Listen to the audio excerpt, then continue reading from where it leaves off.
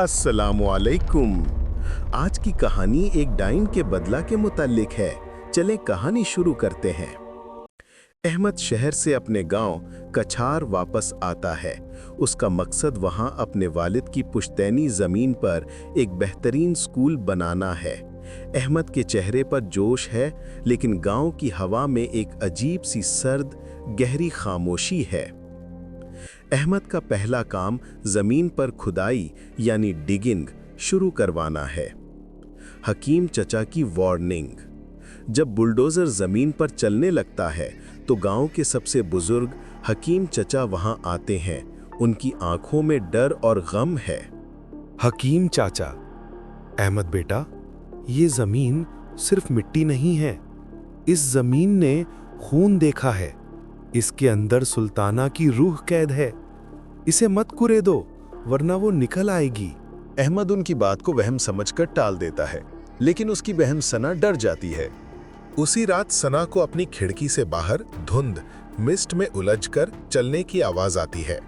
जब वो जल्दी से पर्दा हटाती है तो उसे सिर्फ एक स्याह ब्लैक कपड़े का कोना तेजी से गायब होता हुआ दिखता है। अगले दिन खुदाई के दौरान बुलडोजर एक बड़ी जंग लगी हुई लोहे की पेटी से टकराता है।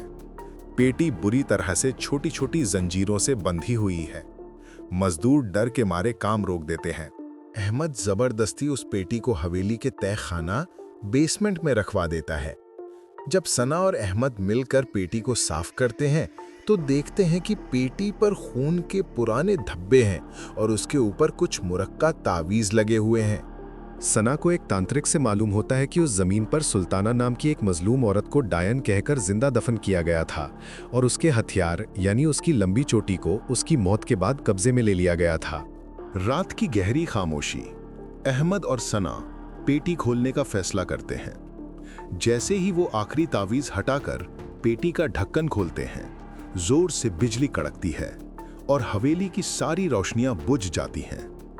पेटी खुलते ही अंधेरी बुरी भू का एक झोंका उन्हें जोर से धक्का देता है। पेटी के अंदर सिर्फ सूखी हुई काली और बेजान सुल्ताना की चोटी का आखिरी हिस्सा पड़ा है।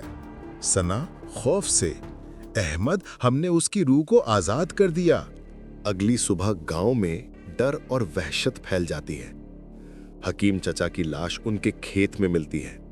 उनका जिस्म बिल्कुल मुरझाया हुआ है, जैसे किसी ने सारी जिंदगी चूस ली हो।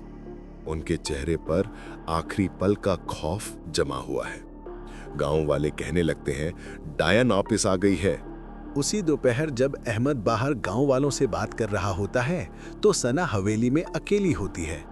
उसे अपने पीछे एक बेहद खूबसूरत औरत की खुशबू आती है। वो औरत यानी डायन सुल्ताना आंखों में खून लिए सना के बिल्कुल करीब खड़ी है। सुल्ताना साफ लेकिन ठंडी आवाज में, तुम इस खानदान की आखिरी निशानी हो। बदले की शुरुआत तुमसे होगी। सुल्ताना अपने काले लंबे नाखून से सना का गला पकड़ लेती है। सना की तेज चीख हवेली में गूंजती है। अहमद दौड़कर अंदर आता है। जब अहमद अंदर आता है तो डायन हवा में धुआं बनकर गायब हो जाती है, लेकिन दीवार पर खून से उल्टे पंजों के निशान यानी बैकवर्ड फीट मार्क्स छपे होते हैं। अहमद को पेटी में छुपी हुई सुल्ताना की आखिरी डायरी मिलती है। डायरी में लिखा है कि उसके खानदान में उसे कैद करने के लिए उसकी चोटी को जिंदा दफना दिया था और उसे हमेशा के लिए खत्म करने का एक ही राज है, चोटी के हर टुकड़े को आग में जला दो, तभी मेरी रूह सुकून पा सकती है। अहमद और सना पेटी के करीब तहखाने में आग जलाते हैं। सुल्ताना डायन अपने इंतकाम को पूरा करने के लिए वापस आती है। इस बार वो अपने असली रूप में है। उल्टे पैर, चेहरा जलकर बिगड़ा हुआ और उसकी आवाज दर्द और नफरत से भरी है।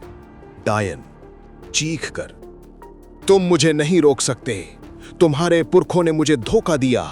मैं इस जमीन पर सदा सुहागन बनकर हुकूमत करूंगी। डायन तेज रफ्तार से अहमद की तरफ लपकती है। सना जल्दी से पेटी में बची हुई चोटी को निकालकर आग में डाल देती है। आखिरी चीख। चोटी आग में जलते ही डायन शिद्दत यानी इंटेंसिटी से चीखती है। उसकी बॉडी से काला धुआं निकलता है और वो धुआं भी राख बनकर तहखाने की जमीन पर गिर जाता है। अहमद और सना की जान बच जाती है, वो दोनों उसी वक्त गांव और वो जमीन छोड़ने का फैसला करते हैं। अहमद और सना कार में गांव की सरहद बाउंड्री पार कर रहे हैं। अहमद सुकून से आगे देख रहा है। सना घबराहट से रेयर व्यू मिरर में देखती है। उसकी आंखों में खौफ है। मिरर में उनकी कार के बिल्कुल पीछे जमीन पर उलझ कर चलते हुए उल्टे पैरों के निशान दिखते हैं। वो निशान कार की स्पीड से तेजी से उनका पीछा कर रहे हैं। सनत चीखती है और अहमद तेजी से कार आगे बढ़ा देता है। अहमद ने जमीन का राज तो दफन कर दिया, लेकिन सुल्ताना का बदला अभी बाकी था। और गांव कछार कहते हैं, सुल्ताना आज भी उस जमीन पर नई शिकार का इंतजार कर रही है। तुम्हारा इंतजार।